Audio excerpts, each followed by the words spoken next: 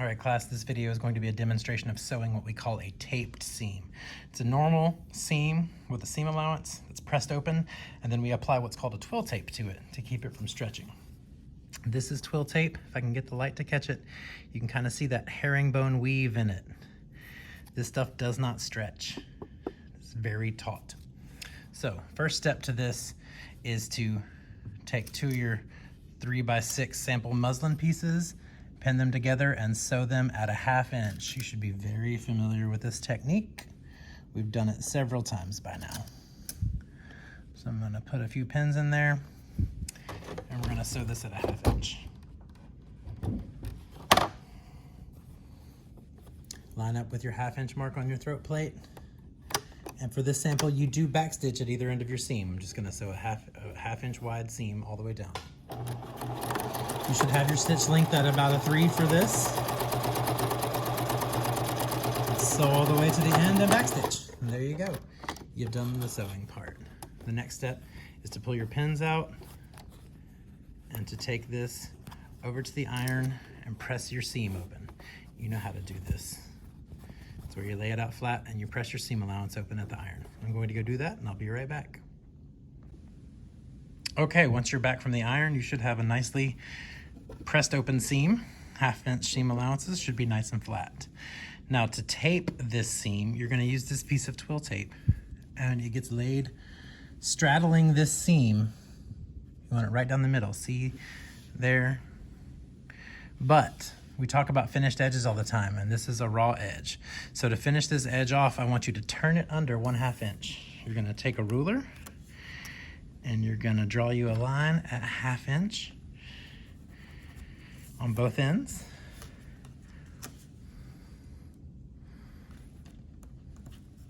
See, I've got that lined up 1/2 inch deep. I'm gonna mark it 1/2 inch.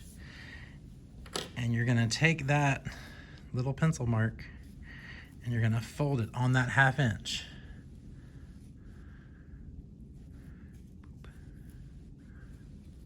Now this, see, I got my folded edge on the underneath side there. You're gonna take that and lay it on the edge of your seam. So it should look something like that. See how it's straddling that middle line? And what you're gonna do is pin right through that edge. You're gonna go in this side and you're gonna come out this side right here. See how I did that? Same thing's gonna happen down here on this other end. What you wanna do is slide any excess out. This should be about the exact same measurement. There's my little 1/2 inch marker there. You see that light pencil mark? We're gonna fold on that line towards the fabric.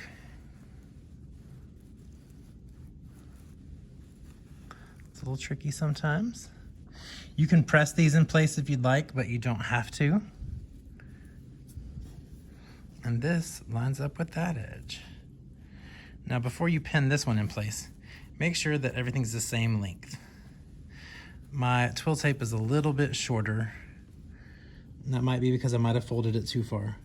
But what you want is everything laying nice and flat. So if it doesn't go all the way to the edge, it's not the end of the world. This sort of technique is used on the inside of the garment, so it won't show. What it does is prevent a seam from stretching out. This is really important with certain knitwear and stretch things. It seems like the shoulder. But see how that's all nice and flat there? I'm gonna add a couple more pins, maybe 3 more. And I'm pinning through both sides of the tape and both sides of my seam when I do this. And our goal here is to sew down both sides of the tape from the outside. Now you have to kind of do some measuring and know how far over you want to be. It's hard to do blind from this side, but since this side will show, you want that. This is just like top stitching, if you remember that. You want the same amount of space on either side of the seam. We can sew it from this side, but there's no assurance that it's gonna look perfectly good on this side. Challenge yourselves. Let's give it a whirl and see. So if I hold it up to the machine, I can see the light through it. This won't always be a luxury you have, but I can see that tape and I know where the edge is. So I'm going to line it up. Pick something on the presser foot that helps you get a visual reference. And then you're gonna drop your needle and you're gonna sew, keeping this same width away from the stitch, the seam there. You do want a back stitch on this. This is where sewing nice and straight comes in really handy. But I'm keeping that seam lined up at the same part of the presser foot the whole time I'm doing this. And I'm gonna back stitch at this end, and we're gonna see how I did.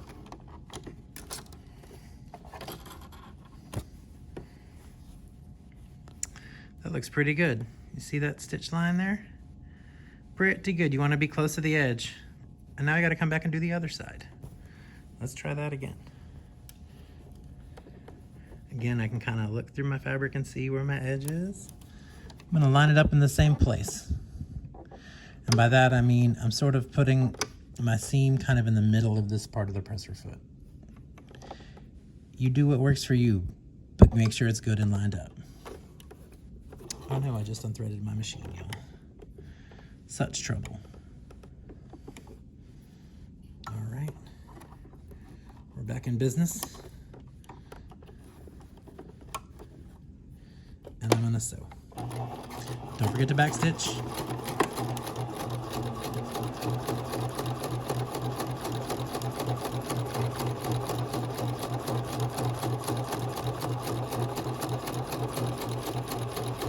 And we backstitch at the end. There you go. It should look like that from the front. It should look like that from the back. Now what this has done is made this seam really secure. It will never stretch or grow out of shape if it's on a hanger or on a body getting used in any way. That's why we tape a seam. It's for durability. That's a taped seam.